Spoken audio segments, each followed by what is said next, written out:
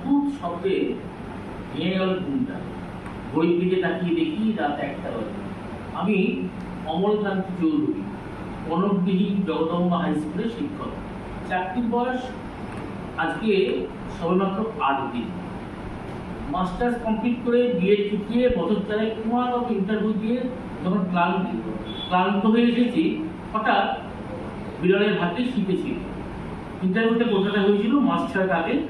তখন জেনেছিলাম কুসুমডি গ্রামটা বাঙালির এক সময়ের পশ্চিমে জলবায়ু বদলের আদর্শ জায়গা মধুপুর থেকে 30 মাইল দূরে। বাসের কন্ডাক্টর বাড়িতে কুসুমডিহি হেঁটে এখানে নামিয়ে দিল আমাকে। সেটা আদিগন্ত বিস্তৃত জনমানব শূন্য একটা ধুরু প্রান্ত। যতদূর চোখ যায় কুশল কাঁকুড়ে মাঠ, মাঝে মাঝে খেজুরের গাছ আর কাঁটা বলবেল ঝোপ। তাকে জিজ্ঞাসা করবো কুসুমডিহি যাওয়ার রাস্তা। আচ্ছা, আমার সঙ্গে মাস থেকে একজন বৃদ্ধ নেমেছিলেন। উনি কোথায় গেলেন তাকে দেখি বেশ বড় একটা বস্তা কাঁধে নিয়ে উনি কয়েক পা এগিয়ে গেছেন সামনের দিকে। আমি চিৎকার করি, এই যে ও কাকা, শুনছেন? কুসুমডিহি রাস্তা কোন দিকে? লোকটা দাঁড়িয়ে যাও। প্রায় ছুটতে উঠতে গেলাম লোকটার কাছে। কাছে একটি লোকটা অদ্ভুত ভাঙা ভাঙা করে জিজ্ঞাসা করলো, কুসুমডিহি কাদের বাড়িতে যাবে? কারো বাড়িতে না, আমি কুসুমডিহি জগদম্বা হাই স্কুলের শিক্ষকের চাকরি পেয়েছি, তাই কাজে যোগদান করতে। ও, তার মানে আপনি মাস্টার সাহেব আছেন। কথাটা বলি, লোকটা এতক্ষণে আমাদেরকে তুলল। আমার মুখের দিকে তাকিয়ে হঠাৎ মনে চমকে উঠল। বিড়বিড় করে নিজের মনে কিছু বলল। জিজ্ঞাসা করলাম, কিছু বললেন আমাকে? নেই বাবুজি, নেই। কুসুমডিহি এখান থেকে 2 ক্রোশ দূরে আছে। এখানে রিক্সা পাওয়া যায় না? নেই বাবুজি, আপনি মেরে সাঁতারিয়ে। আমি রামলাল, আমিও কুসুমডিহি যাবো। বেশ, শুনুন। রুক্ষ লাল কাপড়ের মাটির মাঠ পেরিয়ে কুসুমডিহি গ্রামের সীমানায় ঢুকতেই দৃশ্যটা বদলে গেল। সারা গ্রামে অসংখ্য গাছ, ছোট বড় অনেক পুকুর, গোটা গ্রাম জুড়ে। কুসুমডিহি গ্রামে ঢুকে রামলাল আমাকে প্রথম নিয়ে গেল হেডমাস্টার মশাই নিশিকান্ত ওঝার বাড়িতে। হেডমাস্টার মশাই খুব সজ্জন, মধ্যবয়স্ক ব্যক্তি। হেডমাস্টার মশাই বলল যে সে রাতটা তার বাড়িতে থাকতে হবে। পরদিন সারা কুসুমডিহি গ্রাম ঘুরেও থাকার জন্য একটাও ভাড়া বাড়ি গল্প করা যায়। বিকেলবেলায় গিয়ে হেডমাস্টার মশাইয়ের সঙ্গে যখন আলোচনা করছিলাম, উপস্থিত হলো বৃদ্ধ রামলাল। সবটা শুনে আমাকে তার বাড়ি থাকার প্রস্তাব। আমি কিছু বলার আগে নিশিকান্ত বলেন, বাহ, তাহলে খুব ভালো হয়, অমরাবু আপনি রাজি হয়ে যান ভাই। আমি জানি রামলালের বাড়িটা খুব সুন্দর। নিশিকান্ত মুখে আগে যে শুনেছিলাম যে কুসুমডিহি গ্রামে একসময় বাস করতেন ডাক সাইডের জমিদার দুর্যোধী নারায়ণ চৌধুরী। তিনি তার মা জগদম্বা দেবীর নামেই প্রাথমিক বিদ্যালয় প্রতিষ্ঠা করতেন এখানে। পরে দুর্যোধী নারায়ণ অনেক ভালো গুণ ছিল, তেমনি ছিল মদ্যপান, বাইরে আচার ইত্যাদি বদল করা। দুর্যোধী নারায়ণের একমাত্র পুত্র মহেন্দ্র নারায়ণ বেশ কড়া হাতের মানুষ ছিলেন। তিনি মুজাহিদ ছিলেন। নিজের ঠাকুমার নামে স্কুলটিকে বড় করে হাই স্কুলে পরিবর্তন করেন। কুসুমডিহি গ্রামের সৌন্দর্য রক্ষা ও পরিবেশ বৃদ্ধির জন্য তিনি বহু গাছপালা রোপণ করান এবং পুষ্করিণী খনন করেন। মহেন্দ্র নারায়ণের 2 সন্তান, বড় দেবনারায়ণ আর কনিষ্ঠ প্রতাপনারায়ণ। দেবনারায়ণ যখন শান্ত ভদ্র ছিল, প্রতাপনারায়ণ ছিল তার বই। দুই ছেলেকে লেখাপড়া শেখানোর জন্য মহেন্দ্র নারায়ণ খুব চেষ্টা করেছিলেন। মধুপুরের নামী স্কুলে ভর্তি করেছিলেন 2 ভাইকে। দেবনারায়ণ স্কুলের পাঠ শেষ করে কলেজে পড়ার জন্য কোথায় চলে গেল, আর ছোট প্রতাপনারায়ণ কুসুমে পড়ে মদ্যপান, জুয়া ইত্যাদি উপস্থিত। কয়েক বছর নষ্ট করার পর স্কুলের গণ্ডি কোনোভাবে পার করে কুসুমডিহিতে ফিরে এলো প্রতাপনারায়ণ। রামলাল যাদব ছিল জমিদার মহেন্দ্র নারায়ণের বিশ্বস্ত বডিগার্ড।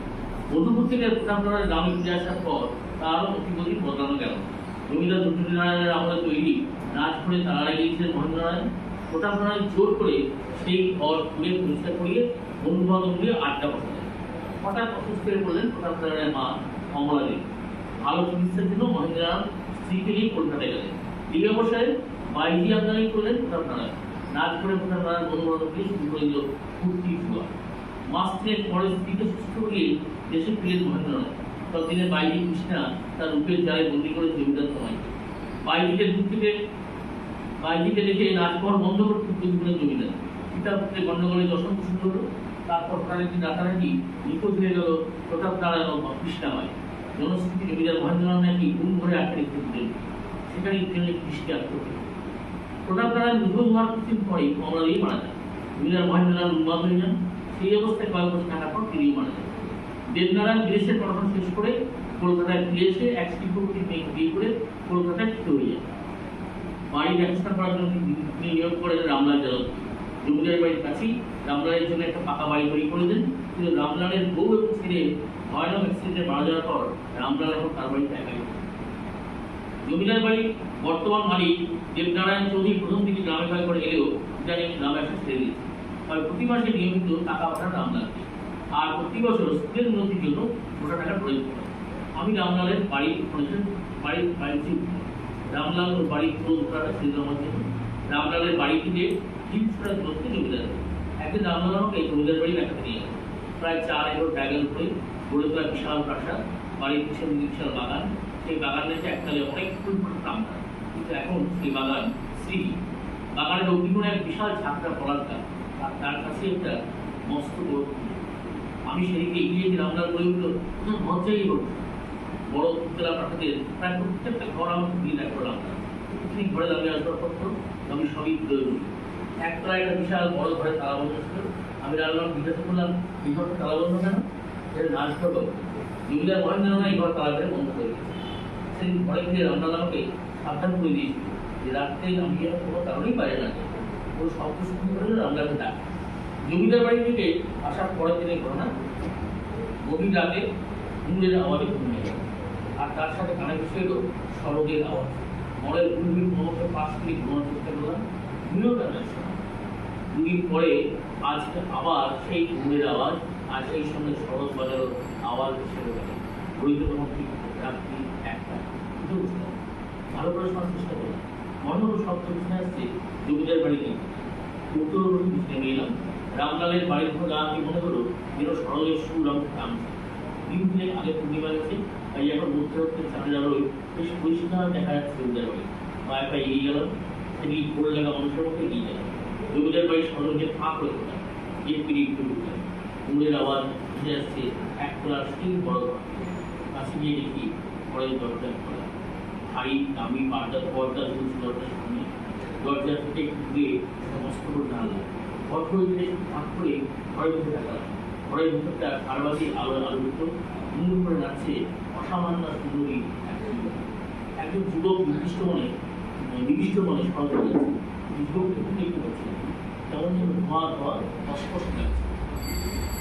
এই অপূর্ব নাচ দেখতে স্বপ্ন হয়ে গেল। হঠাৎ দেখলাম দরজায় মুখোশ করা, ওদের মধ্যে একজন একটা রুমাল দিয়ে রক্তকে মুখে করে ওকে কালচারকে বাইরে নিয়ে যাওয়ার চেষ্টা করছে। মাথা দিল সেই সরল হয়ে পুরো ভস্ত। এই অবসরে নর্তকী ওদের হাত ছাড়িয়ে পালানোর চেষ্টা করে। তখন একজন মুখোশ করা লোক তখন নির্ভর বা বের করে তাকে গুলি করে বেঁধে দিয়েছে। বাহাদের লোকটি টানা একটাকে গুলি লাগে বেঁধে গুলি করে রক্ত ভেসে যাচ্ছে চারিদিক। বৃষ্টি করে লোকটি দিয়ে দীর্ঘ কান ফেরাতে বেরিয়ে যাচ্ছে বাইরে। যুবকটি বাহাদি বলল, দিয়ে দেবো না। লোকটি বেশ কান ফেরাতে বাগানের পিছনে এই পড়ার চেষ্টা করে। তারপর বিশাল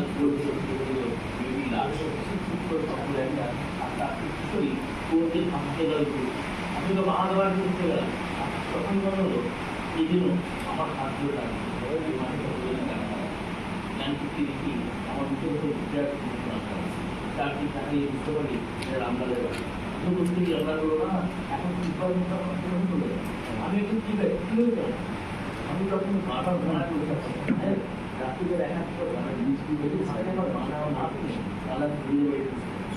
সুন্দর একটা যুবক হাত দিয়ে ফিরত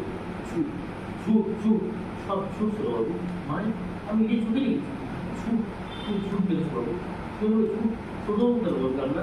আর অনেক গেল আমরা ডিসেম্বর হাতে একটা পুরোনো অ্যালবাম নিয়ে আমার সামনে একের পর এক পাতা উল্টো করতে এক জায়গায় সে দাঁড়িয়ে গেল। রামলাল অ্যালবামটা আমার ওই দিকগুলো এই ছবিটা দেখো শুরু হতো। অনেক পুরোনো ফটোটা লাল হয়ে গেছে ছবি। আমি তাকে বুঝতে পারলাম রামলাল এটি কি ভালো রাখতে সড়ক করা লিখতে বলে। হ্যাঁ দেখেছি শেয়ার করলাম।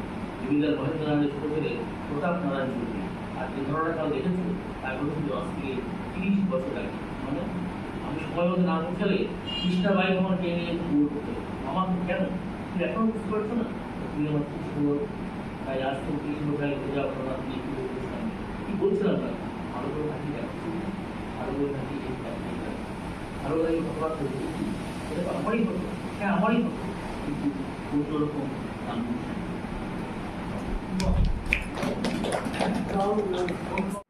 আধুনিক প্রণাম আমরা স্বাধীনতা দিবস গতকালই উদযাপন করেছি ৮০তম।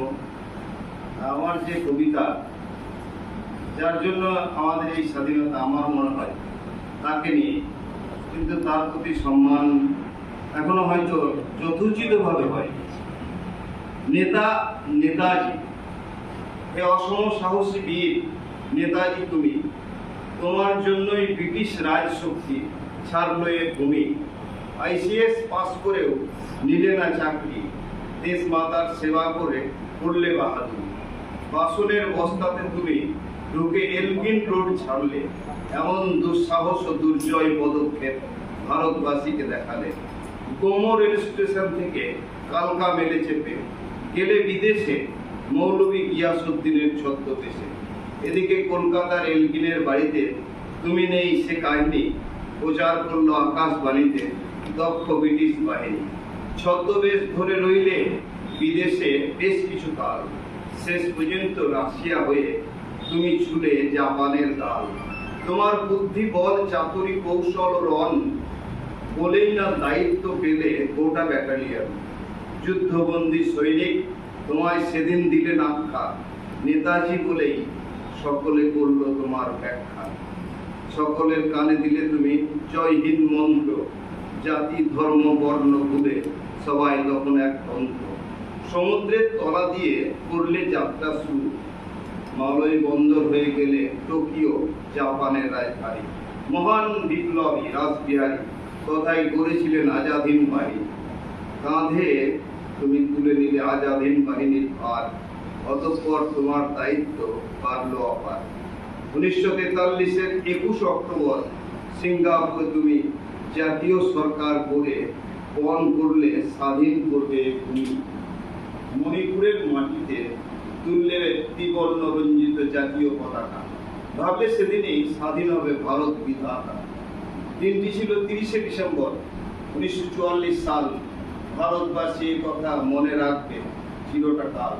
আন্দামান ও নিকোবর দ্বীপপুঞ্জের নাম পাল্টে রাখলে শহীদ ও স্বরাজ ভাব। তারপরই জাপান করলো সাহায্যের হাত, বন্ধ করলো সাহায্যের হাত, নতুবা সেদিনই ভারত করত বাজিবাদ। তবুও তোমার দেখানো পথ ও মত 1947-এর 15ই আগস্ট এলো সমাধান সৎ। নমস্কার।